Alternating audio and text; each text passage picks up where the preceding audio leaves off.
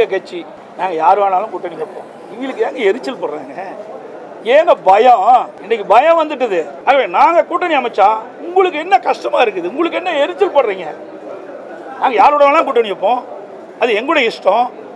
நீங்கள் இவரோட கூட்டணி வச்சா வர மாட்டீங்க, அவரோட கூட்டணி வச்ச மாட்டேங்க. நீங்கள் சொல்ல அது உங்களுக்கு தகுதி இல்லை, அருகதி இல்லை. இதெல்லாம் மக்கள் முடிவுன்றது, வாக்காளர் பெருமக்கள் முடிவு செய்யும்.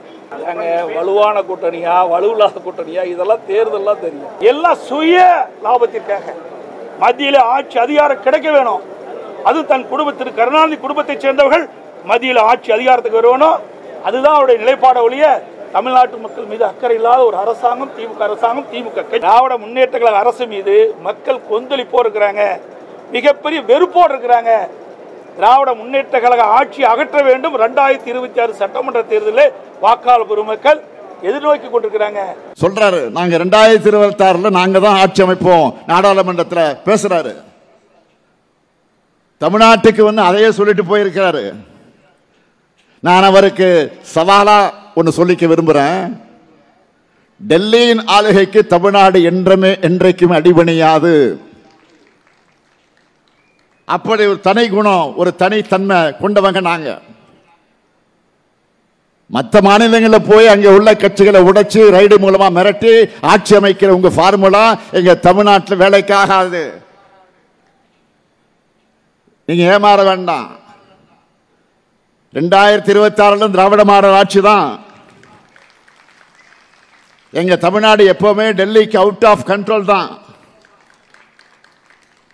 இங்க இருக்கக்கூடிய சிலரை மிரட்டி கூட்டணி வச்சுட்ட நீங்க ஜெயிக்க முடியுமா? உங்க பரிவாரங்கள் எல்லோரையும் சேர்த்துக்கிட்டு வாங்க, நீங்க ஒரு கை பார்ப்போம். நான் கேட்கிறது, தமிழர்களை எப்படியெல்லாம் நீங்க கொச்சைப்படுத்தினீங்க. அண்மையிலே கூட ஒன்றிய கல்வி அமைச்சர் தர்மேந்திரா பிரதான் அவர்கள் தமிழர்களுடைய நாகரிகம் இல்லாதவங்கன்னு சொல்லிட்டு மன்னிப்பு கேட்டார. அதுக்கு முன்னாடி இன்னொரு ஒன்றிய அமைச்சர் தமிழர்கள் வெடிகுண்டு வைக்கிறவங்கன்னு சொல்லிட்டு மன்னிப்பு கேட்டார். நீங்க என்ன ஒடிசாவில் பேசுனீங்களா? பூரி ஜெகநாதர் கோயில் கருவூல சாவியை திருடி தமிழ்நாட்டில் வச்சிருக்காங்கன்னு நீங்களும் பிரதமரும் ஒடிசாவில் போய் பேசுனீங்க. தமிழ்நாட்டை சார்ந்த ஐஏஎஸ் அதிகாரி ஒருவர் ஒடிசா மாநிலத்துடைய முதலமைச்சருடன் இருக்கிறார் என்பதற்காக ஒரு தமிழர் ஒடிசாவை ஆளலாமா என்று கேட்டு பிரித்தாளும் சூழ்ச்சி நடத்தினீங்களா? அது மாதிரி இங்க செய்ய முடியாது. இங்க நீங்க தன்மானமும் தமிழ் இனமானமும் இல்லாத கொத்தடிமை துரோக கூட்டணியை சேர்ந்து தமிழ்நாட்டு ஆளு நினைக்கிறீங்க. நீங்க கொஞ்சம் வரலாற்று எடுத்து பாருங்க. சுயமரியாதையும் மானம் வீரம் விவேகம் நல்லெண்ணக்கு உள்ள மண் எங்கள் தமிழ் மண். ஆதிக்கத்தையும் ஆக்கிரமிப்பையும் எந்த காலத்திலும் அனுமதிக்காத மானமுள்ள மண் இந்த தமிழ் மண். தேர்தலுக்குள்ள அடுத்த ஓராண்டு நீங்க எப்படியெல்லாம் ஏவல் அமைப்புகளை வச்சு மிரட்டுவீங்கன்னு எங்களுக்கு தெரியும். ஏன் நாட்டு மக்களுக்கு நல்லாவே தெரியும். நாங்க இந்த உருட்டல் மிரட்டுக்கெல்லாம் அடிபணிகிற அடிமைகள் அல்ல.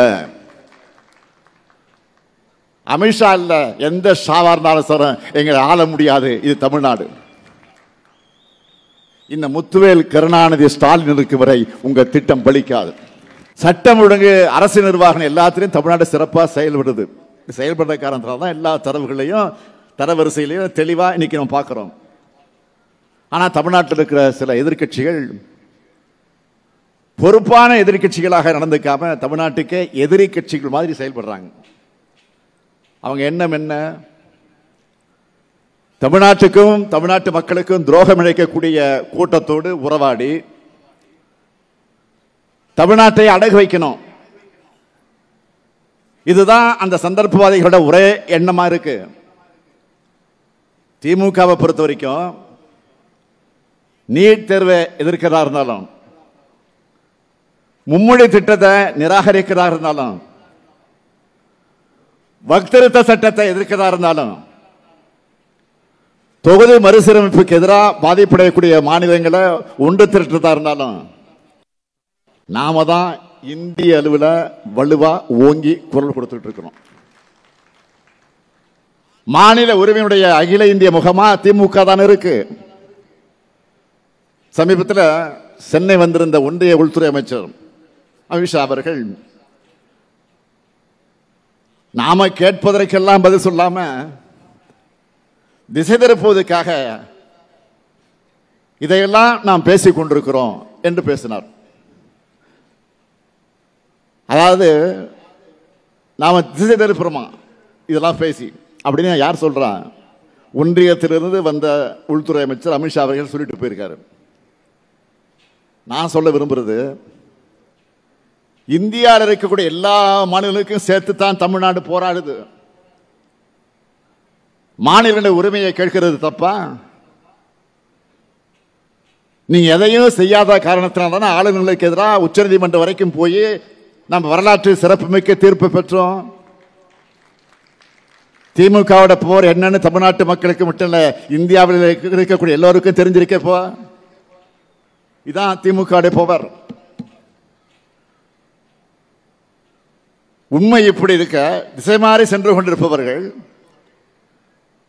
திசை காட்டிகளாக இருக்கிற எங்களை பார்த்து திசை புலம்ப வேண்டாம். நான் கேட்பது, மாண்புமிகு ஒன்றிய உள்துறை அமைச்சர் அமித்ஷா அவர்களை நீட் தேர்வில் விளக்கு தருவோம்னு உங்களால் சொல்ல முடியுமா? இந்தியை திணிக்க மாட்டோம்னு உங்களால் உறுதியளிக்க முடியுமா? தமிழ்நாட்டுக்கு இவ்வளவு சிறப்பு நிதியை கொடுத்திருக்கிறோம்னு பட்டியல் போட முடியுமா? தொகுதி மறுசீரமைப்பால தமிழ்நாட்டோட பிரதிநிதித்துவம் குறையாதுன்னு வாக்குறுதி கொடுக்க முடியுமா? நாங்க செய்யறது திசை திருப்பல்னா இதுக்கெல்லாம் தெளிவான பதில தமிழ்நாட்டு மக்களுக்கு ஏன் நீங்க கொடுக்கல? அடுத்து கொஞ்ச நாளைக்கு முன்னாடி தமிழ்நாட்டுக்கு நம்முடைய மாண்புமிகு பிரதமர் அவர்கள் வந்தார்கள். ராமேஸ்வரத்துக்கு வந்தார்கள், ராமநாதபுரம் மாவட்டத்துக்கு வந்தார்கள், பாலத்தை திறந்து வைக்க வந்தார்கள். வரட்டும், அதை நாங்கள் விமர்சிக்க விரும்பல. ஆனால் என்ன பேசிட்டு போனாருங்க? எவ்வளவு கொடுத்தாலும் இங்க அழுகுறாங்க, எவ்வளவு நிதி கொடுத்தாலும் நம்ம அழுகுறோமா அப்படின்னு பேசிட்டு போயிருக்காரு.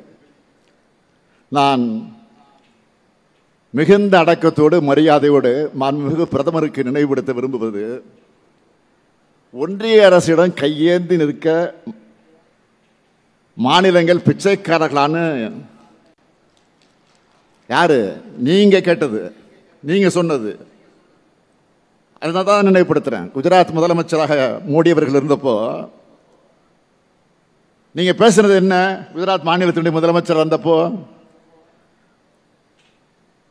ஆளுநர்கள் மூலமாக தனி ராஜாங்கம் பண்றாங்க. யாரு? மோடி பேசுறாரு. எப்போ? குஜராத் முதலமைச்சராக இருந்தப்போ.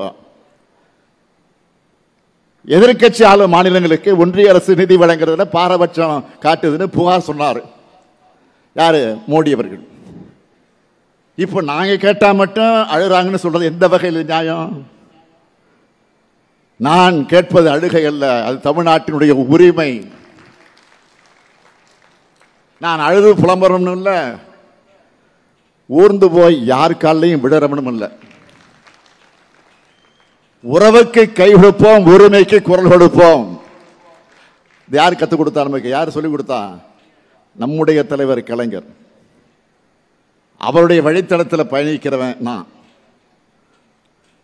அதுக்கு அடையாளம் தான் இந்தியாவில் எந்த மாநில அரசு செய்யாத வகையில் நீதியரசர்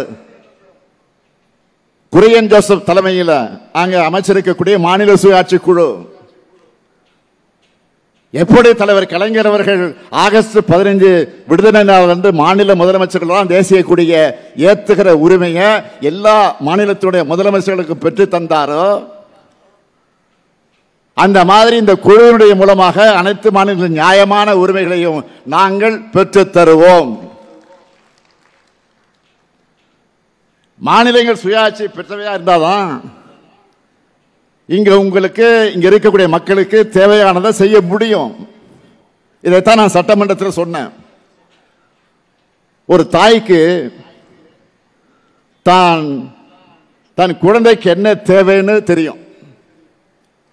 ஒரு தாய்க்கு தான் தெரியும் தன்னுடைய குழந்தைக்கு என்ன வேணும்னு. தன் குழந்தைக்கு என்ன கொடுக்கணும்னு எங்கேயோ டெல்லியில் இருக்கிறவங்க தீர்மானிச்சா அந்த தாய் பொங்கி எழுவாள் அப்படின்னு சட்டமன்றத்தில் நான் பதிவு பண்ணேன். ஒன்றிய பாஜக அரசு எல்லா வகையிலும் நமக்கு தடை ஏற்படுத்துறாங்க. எப்படியெல்லாம் தமிழ்நாட்டு வளர்ச்சிக்கு குடைச்சல் கொடுக்க முடியும்னு யோசிச்சு எல்லா அருவத்திலையும் அதை பண்ணிக்கிட்டு இருக்கிறாங்க. ஆனா இது எல்லாத்தையும் மீறி ஒன்றிய அரசே வெளியிடக்கூடிய எல்லா தரவரிசையும் எல்லா புள்ளி விவரங்களையும் நம்ம தமிழ்நாடு தான் முதன்மை இடத்தை மீண்டும் மீண்டும் பிடிச்சுக்கிட்டு இருக்கு. இதுக்கு காரணம் என்ன?